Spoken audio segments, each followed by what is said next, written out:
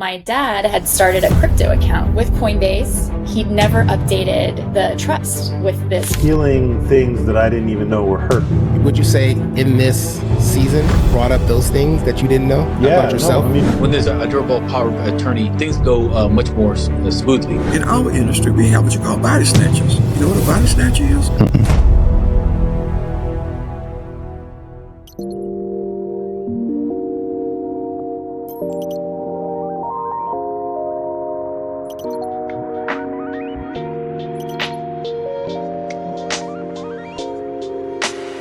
Hey family, welcome to the very first episode of When What If Happens, the podcast where we talk about conversations that protect what matters the most. I'm your host, Jason Brown, legacy strategist, servant of Jesus Christ, and the creator of the Legacy Deck. This episode is special to me. I chose to do this one solo because today would have been my wife, Asia Brown's birthday. Honoring her life and the lessons of her passing taught me is the reason this podcast exists today. What I share here isn't theory, it's lived experience. As we move forward, this show is going to take on a fresh new perspective on legacy, not just the traditional conversations around wills and finances and life insurance, but the bigger picture of how we protect what matters the most in our families, our communities, and even our creative work. Future episodes will bring in voices from every corner of life. Lawyers, estate planners, yes, but also creatives, music producers, startup founders, doctors, attorneys, therapists, you name it. We will be having conversations and unpacking all of it. Even people who have lived through the streets and even stories that they have from their walks of life, because it isn't just about one type of person. Legacy is for all of us. This podcast is about stewardship and preparation, and it's about legacy as something you build every day, not just something you leave behind. I'm super excited about today's first episode. It's called Building the Ark: Stewardship, Seasons, and Legacy. I want to begin with asking a question. What's your ark? What is that thing that God has called you to build, or the conversation you haven't had about what happens when you lose a family member or you are no longer here? Or that thing that may not make sense right now, like that taboo conversation about death that no one wants to talk about. But that conversation and that preparation will be the one thing that will bring your family peace and preparation before the storm actually comes. And that one thing may be the thing that keeps your family together, that keeps you and your wife together, you and your husband together, you and your kids together, because you were prepared before the storm comes. So I'm excited to jump into this episode, and let's get going. All right. So what's going on, guys? This is, man, it took me a minute to actually get this first episode going. I was asking God, so I have a bunch of exciting episodes for you guys in the can. Music producers, lawyers, CPAs, doctors, therapists, and every walk of life, from business owners, like everything. It's interesting. And how we unpack preparation and the stories that they've gone through. I want you guys to see that there's different ways to have the conversation, but why also preparation is important. And that's what we're going to dive into as we go through this first part.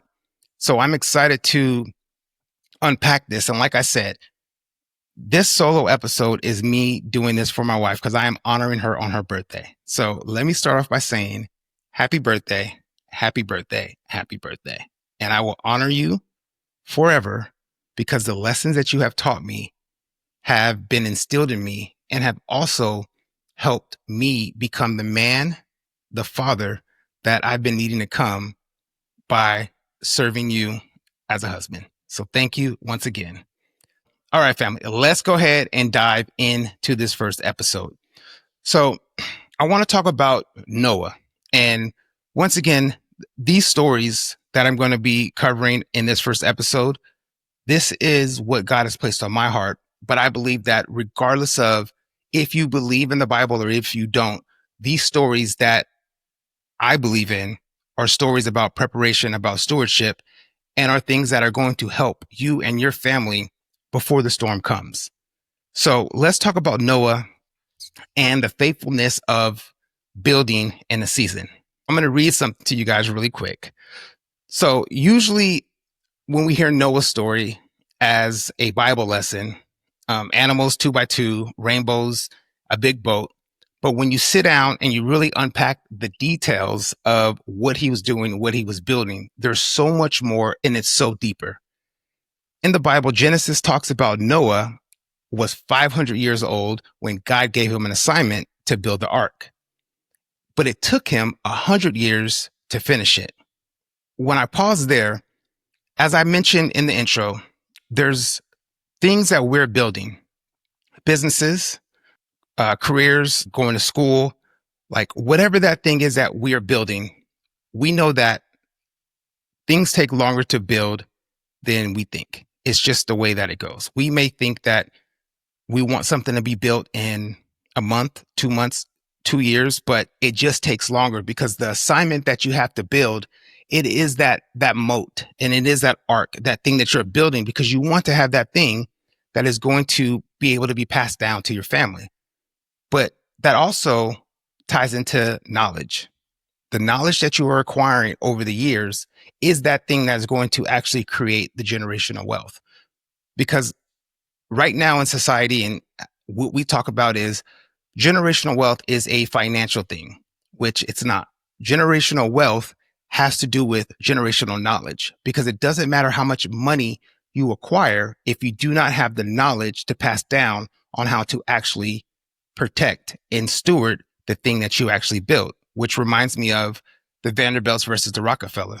Rockefellers had a system in place. They prepared for different seasons where the Vanderbilts did not have the knowledge that they needed. And they were once the richest people in the world, but the wealth was actually lost after the third generation. And that's because they did not have the preparation or the things in place. I'm sure if they had a podcast like this that talked to different people who experienced different things, they would have set different mechanisms in place like Rockefeller did.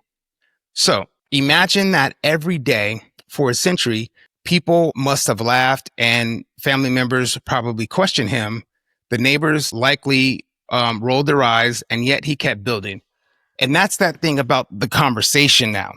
So the conversation that you're needing to have with your husband, with your spouse, it's a conversation that needs to be had in your family. And I know that that's a tough conversation to have because of the history and the stigma that has been put around transition and death. And that's why I'm recoining and terming the phrase death and transition into legacy, because legacy isn't something that is built at the end. It is built one brick, one day at a time.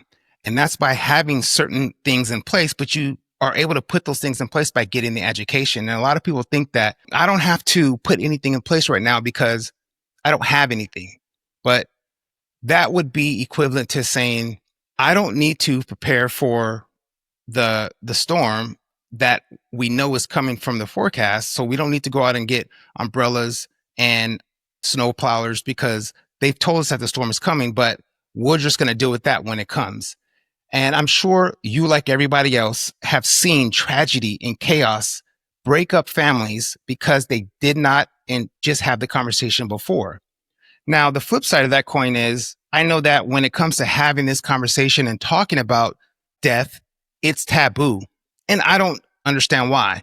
Because when I was talking to somebody at the podcast fest that was going on in Atlanta, she's a guest that's going to be on the episode, and she's in the military, and she was in combat and being deployed. And her platoon sergeant said 10 out of 10 people die. And that's the one thing that I'm sure you heard this quote, that there's two things in life that are for certain: death and taxes. Those are the two things. Like, everybody dies. And I don't know why it has become this morbid conversation about dying. But I think the conversation is morbid because of the aftermath of the lack of preparation that happens when people don't prepare. So the experience and emotional turmoil and the emotional grief and the emotional weight that is that's having to be carried after has created this bad narrative and stigma around death. But if you prepare and plan, then the aftermath of that storm is going to be completely different. Where if you went and got the snowplower before or the generator before, what's going to be left over is going to look completely different after. So people are not going to want to have the conversations. They're going to say, oh, that is morbid, which, trust me. And this is something that God has put on my heart to talk about and to share with people for preparation. And it's the same way that Noah was preparing and telling people, but those people have never seen rain before. So they didn't know what Noah was doing and why he was preparing this big old boat that took 100 years to make. And that's the thing. Legacy can take from the day you start today until the day that you pass to be completed. But the work that needs to be done during that time process is the foundation and framework that you are setting up today. And that's why I am encouraging you guys to really follow this podcast and really listen to these people's stories, because my story isn't the only story. There's millions and millions of stories about when you either prepare or you don't prepare. So going back to Noah's story, why he kept building, that's called stewardship. And for the men that are out there, we talk about having to be the head of household. And I believe that this is our duty to prepare our families and to get this information and bring back into our families and prepare our families for the when would have happens. And for the women that are out there that are watching, we talk about wanting a traditional man. And as you see, Noah was a traditional man. He was preparing for the when, what if, even though he did not know when it would happen. And when I say that, I'm explaining to the women that are watching this podcast as well, is that you have to also have a soft heart and allow your spouse to come in and communicate this information to you, because him being a protector, him being a provider should happen long after you're here, not just while you're here. And that is truly protecting and providing. And also for people that are watching, whether you are caretakers to your grandmother, your mother, a family member, these conversations are what's going to bring the peace in the storm. Because just like my wife, we didn't know when it was going to happen, but we know that it was going to happen. And we didn't have a date on that because that was just the inevitable. Rather, if she was cured and she still lived 100, it didn't matter. It was still going to happen. But we made the preparations by having the conversations ahead of time. So that is the reason why stewardship is important over the thing that you've been called to build, which is this ark that protects your family. And then also over the preparation of having the conversations and the tough ones that people don't want to have. That is faithfulness in a season. And I'm not even saying make peace with it, because you don't have to make peace with it, but peace will come as you guys talk about this a lot more. So here's the truth. Legacy is always built before the storm, never in it.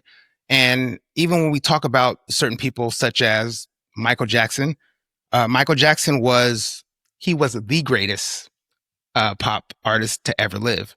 But here's the issue. Michael Jackson had a trust set up, but he didn't fund his trust. So now after his passing, his legacy isn't about how he changed the way that we listen to music, we watched music. Like, he was a pioneer. I remember, if you guys don't remember this, back when I was a kid, we would watch Michael Jackson on Channel 13 before there was like cable, like on Channel 13 where there were just the regular TV shows, and it would come on at 9:00 at night. They would premiere music videos of Michael Jackson. That's not the legacy we're talking about. We are talking about his family fighting in probate over the money because his trust did not get funded right and ended up going through probate. If we talk about somebody like Prince didn't have a will. Aretha Franklin had 3 handwritten wills. These are just a few different type of conversations that I was talking to about one of the music producers that we did an episode on, but just their preparation. And one of the other things, because I don't know if you guys saw this, but Deion Sanders had posted about him having to write a will, and he felt emotional about this. And to me, that was mind blowing because you think about these people that are at this stage and you think about where you're at and you're thinking, well, maybe I don't need to prepare now. And now Dion is preparing, but he had built assets. He had built a lot of stuff when it came to living on this earth, from baseball to football to coaching his sons. But he is now in 2025, just now talking about he needed to create his will. So that's why I am encouraging you guys, because the when would have is going to happen. He just doesn't know when, but he is making the preparation today. Regardless of how long it took him, it's never too late. He's still making it because I know that he wants to bring his family peace before that storm actually comes. So the second part I want to talk about is about multiplication over maintenance. This is the story about the parables and the 2 talents, the parable of the 2 talents in the Bible. And this is in the New Testament. If you fast forward when Jesus talks about it in Matthew 22, but the master gave 3 servants money. 2 of them multiplied what was given to them, but the other one buried it. And the master calls the first 2 faithful and the last one wicked. Now, why did he do that? Because God doesn't bless maintenance. He blesses multiplication. How do you multiply something that is not protected? How do you multiply something when there is chaos, confusion, and pain and hurt around dividing up assets because a conversation wasn't had? And this is the thing. If we are expecting our kids and our lineage, and we are serious about creating generational wealth, it comes from multiplication, but you cannot multiply something that is not protected. It just doesn't happen, because the second that thing that you built and you've worked your entire life for, when that thing goes through probate, it then becomes a matter of people proving who gets what, but then ultimately somebody else, such as the judge in the state, has been left to basically steward your family and to be the head of your family. The state becomes the head of your family because of the conversations that you didn't have. And the thing is, this stuff is not expensive to put in place. These things are just conversations that you have to have and with your family. And one of the resources for people that are watching, if you go to the Bar Association in any state, and this is absolutely free, you go to the Bar Association in any state, and they can give you recommendations for estate planners that will reach out to you. They have to reach out to you to have a conversation with you about what it would cost to start the minimal about building an estate plan. But even before that, the conversation that needs to have is going to what also saves you money, because when you get into these estate planning sessions, you're being billed based upon the time and hours that you're spending with them. But you're being billed to have them help you navigate and talk through stuff that you could have talked through before. And even if you guys don't see eye to eye on things, at least the conversation about medical power of attorney, financial power of attorney, do not resuscitate orders. What assets do we have? How are they protected? Who's the beneficiary? Like, those things are the bare minimums that have been talked about. So therefore, when it comes to drafting a will and then putting certain things in place, you're able to actually talk about those things. And also when it comes to the preparation of building that ark and multiplying, you want to put also people in place that are going to be able to steward and not bury the thing that you built. Because I know that you have seen these families that have inherited certain assets, did not have the knowledge, they did not understand how to distribute or actually manage what was built, and that whole thing was left and the family went to ruins. And that is something that can all be avoided by just having a conversation. So, and that's one thing that we talk about too, is the fear. And fear is something that is, what is that acronym? False evidence appearing real. Like, fear is not real, but danger is real. That was from the movie, The End of Her. Fear is not real, but danger is real. And fear is the enemy of multiplication. Procrastination is the enemy of stewardship. So when we talk about procrastination and we talk about multiplication, the fear of having a conversation is what stops your thing from multiplying. Procrastination is the enemy of stewardship. So you can't steward something if you're procrastinating to put the things in place. And you can't multiply something if you have a fear of having the conversation of how to actually protect that thing. That is just the way that it works. And I'm telling you from examples, like these conversations that I had with my wife, we had them years ago when we first got married. We were married for 10 years. And these are things that are conversations that we had because we were not fearful of having the conversation. And we believed in stewardship and multiplication when it came to passing things down to our son and our daughter. So think about Noah again. He didn't bury his assignment.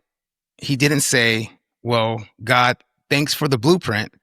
I want to wait until the first raindrops and then start cutting wood. And that's the thing that you're watching this right now. Like, you don't want to wait for a health condition. You don't want to wait for a phone call. This is God speaking through me to you to say, hey, listen, start cutting the wood now. Start having the conversations now. Start using the resources now to start start educating yourself now, because I can tell you this, as a business owner, as a real estate investor, as a podcast host, as a investor, these things are key to protecting everything that we build. I can only imagine when me and my wife first got married, we actually built our first business, which is called Pocket Chefs, out of the Bay Area. And when we built that business, we were living out of our car. We had just got married and we were living out of our car. And we would get on the train and take a bus down into the city, but we'd go to the gym first and we would shower, take a bus down into the city, and we'd work out of a co-working space. And we did that for months. And on the weekend, we had enough money to get an Airbnb to sleep in for 2 nights before we went back to the car to continue building. 10 years later, yes, that business is still going and we have been able to multiply that business. But I just think about that one thing as if I didn't put something in place to protect what we were building and stewarding at that time.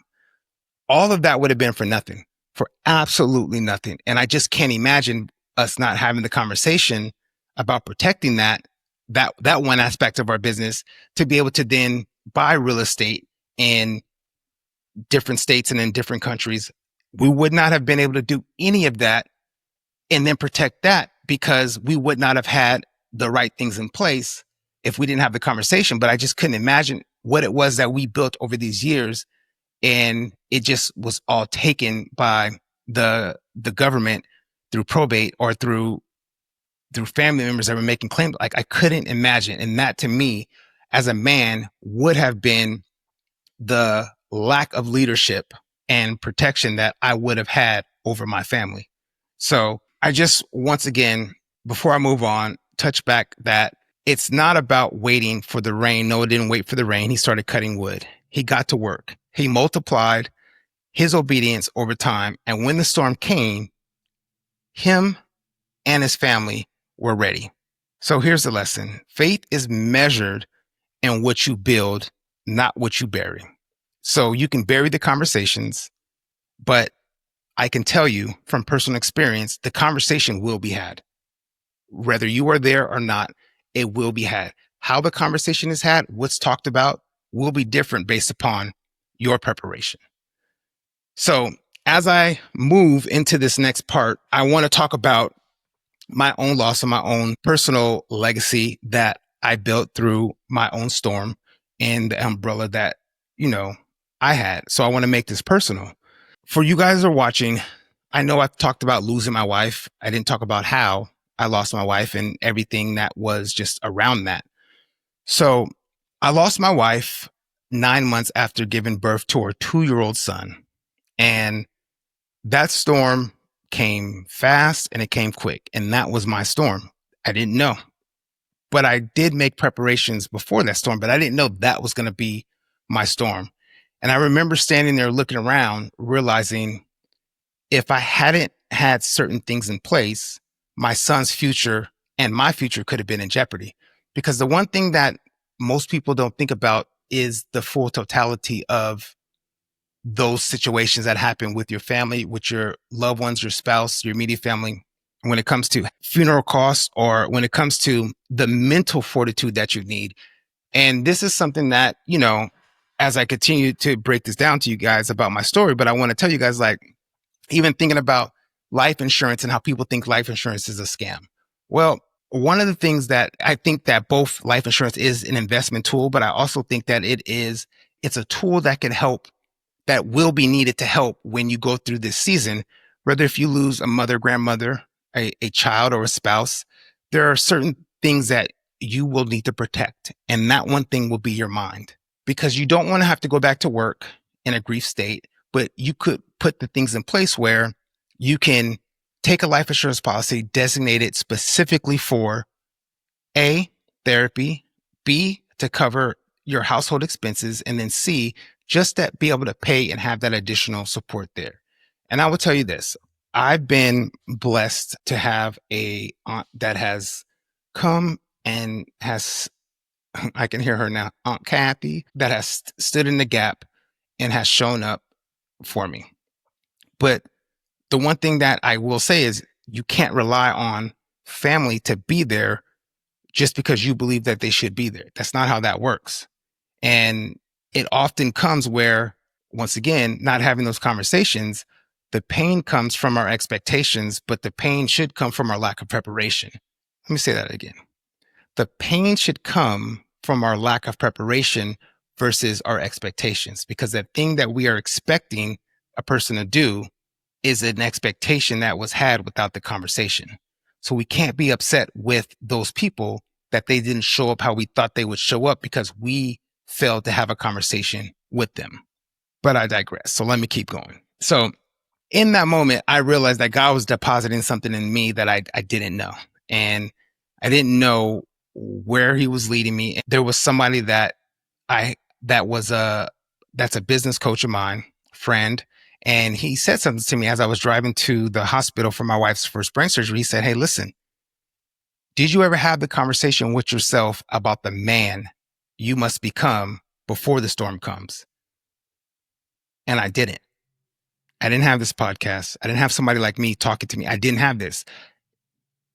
Granted, I did do my own research, a bunch of information spread across the web about financial literacy when it came to protecting my assets. But that's stuff that I had to do, search, dig, piece together, and then make it make sense, versus having something that was just in front of me that walked me through that. And he said, "Listen, you can cry on the way there, but when you get there, you have to be that man, the man that you didn't ask yourself, and the conversation that you didn't have with yourself.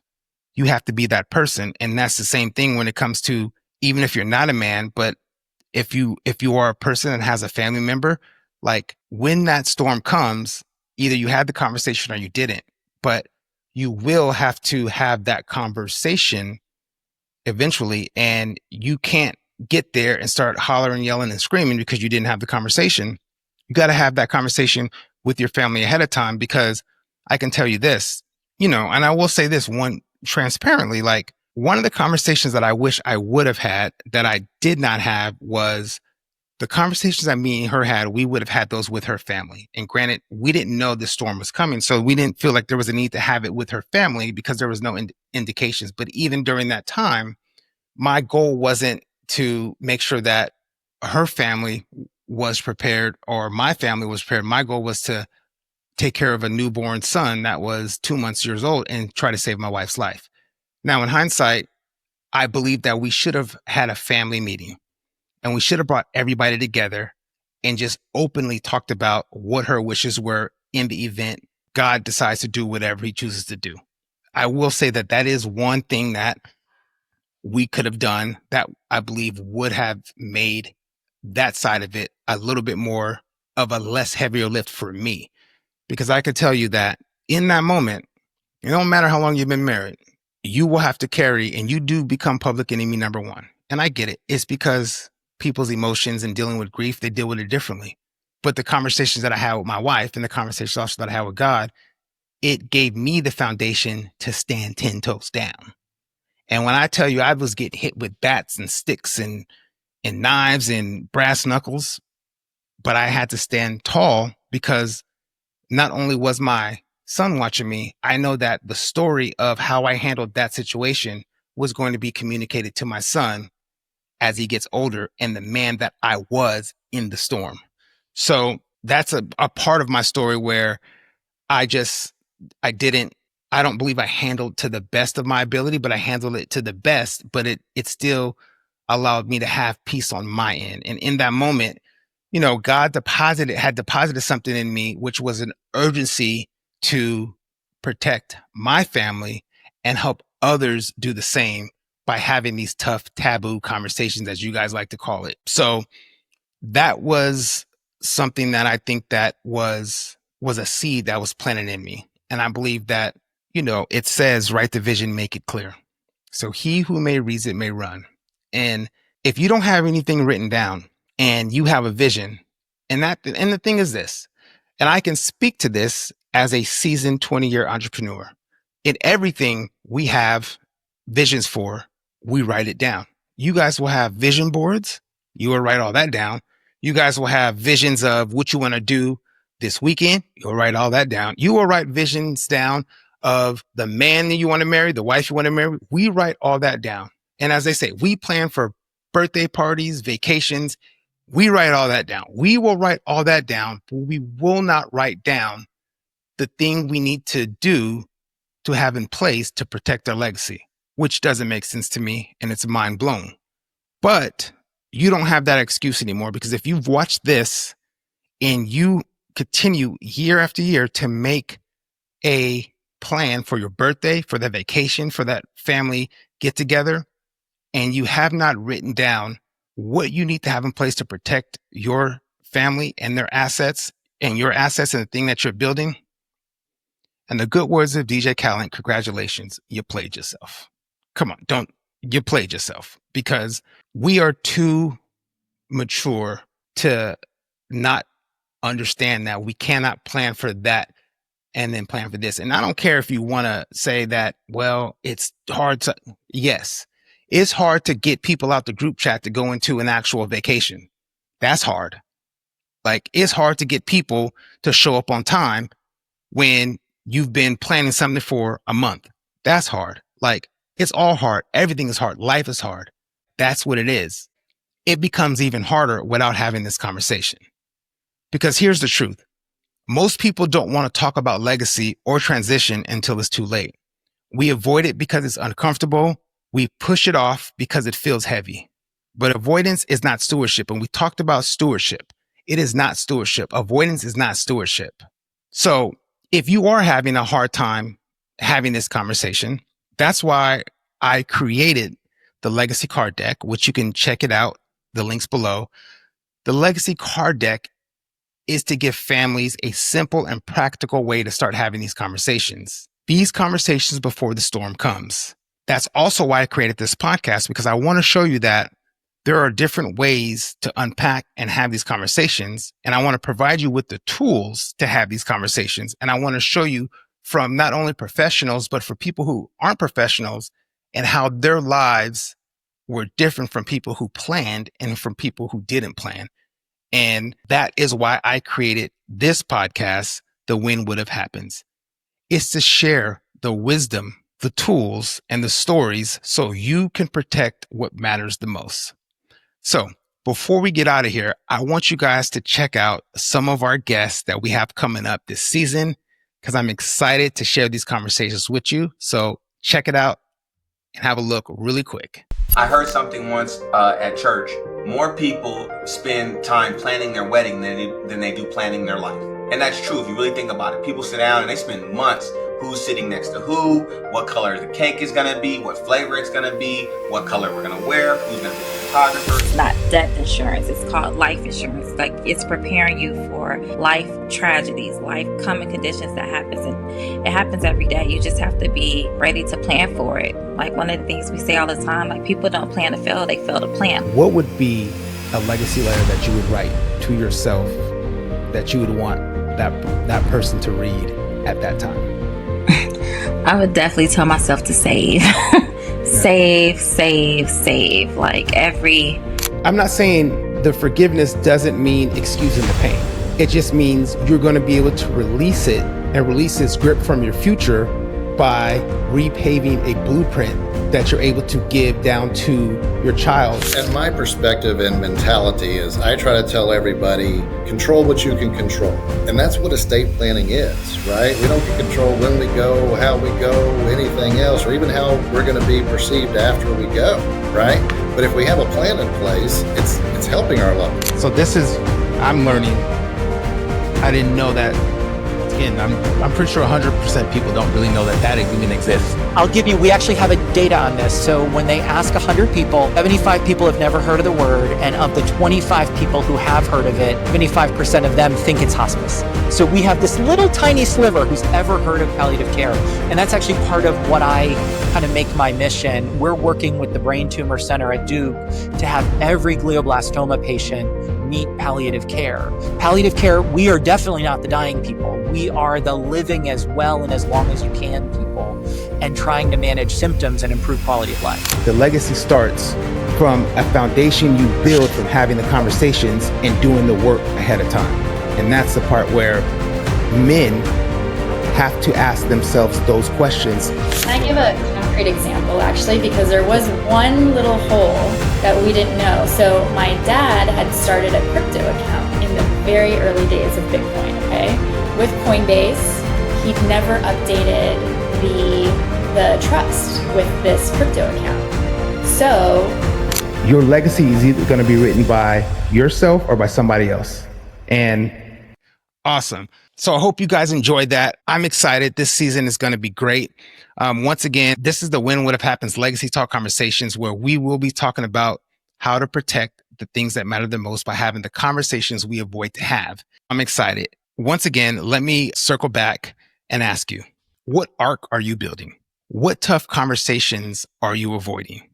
What is that thing that God is calling you to build in this season, because you do not know when that raindrop is going to come? What is he calling you to protect in this season? Maybe it's writing a will. Maybe it's sitting down with your spouse and finally getting honest about your finances. That's a whole nother thing, which we're going to talk about that in seasons to come too. Getting honest about your finances. Maybe it's looking your kids in the eyes and telling them the values you want them to have and to instill in them if something were to happen with you. Whatever it is, it starts by building now. Because when the rain starts to fall, it is never too late to start the hammering. So just remember, here's the challenge that I want you guys to take away this week. Before the week is over, pick up a legacy deck right down below.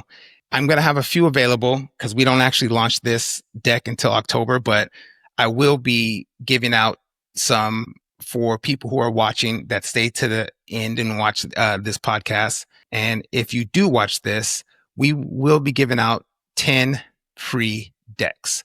So if you go in and you click on the link below, you can have access to 10 free decks.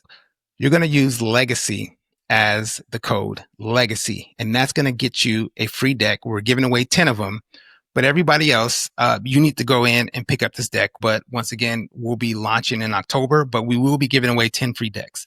So go ahead and click that link below and start having the conversation with someone you love or just you, because you never know when that storm's going to come.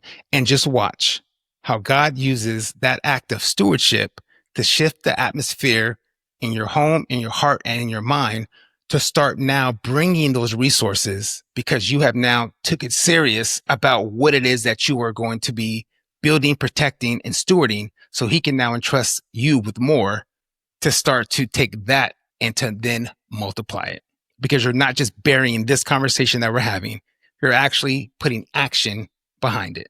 So once again, until next time, keep building your arc, keep stewarding your season. And remember, legacy isn't just something you live. It is something you build while living.